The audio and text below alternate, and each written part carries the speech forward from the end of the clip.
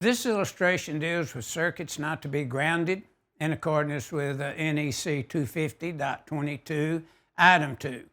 And this figure is just continuous showing systems that we cannot ground in accordance with 250.22. And this is an anesthetizing type area where operations are performed. And notice equipment that is usually used in this area, the patient's life depends upon this equipment to have a continuous operation. So as you see in the transformer, it's an ungrounded isolation type transformer. You have a monitoring system that even will show if one of the legs go to ground.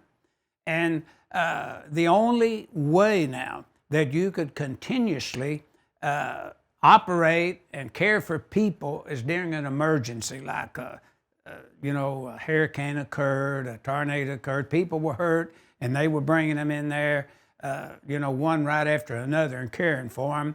Or otherwise, once the operation is complete and the monitor shows you have a ground on L1, say, then you can't operate again in that room till it's cleared and everything's ready to go again.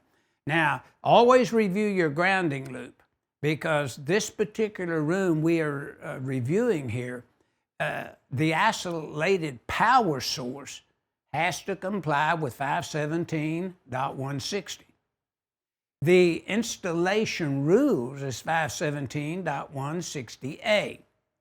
The line isolation monitor that monitors everything is 517.160B as in boy.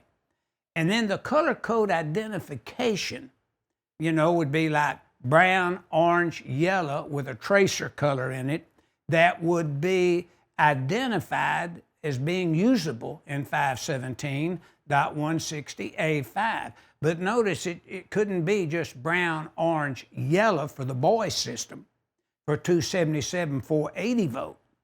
This system could be brown, orange, and yellow, say, or brown and yellow, but you would have to have a tracer color in it, identifying it that it's an isolation type supply, and for electricians to stay away from it, or that they had a reason by the hospital administration to be there. You stay away from that circuit.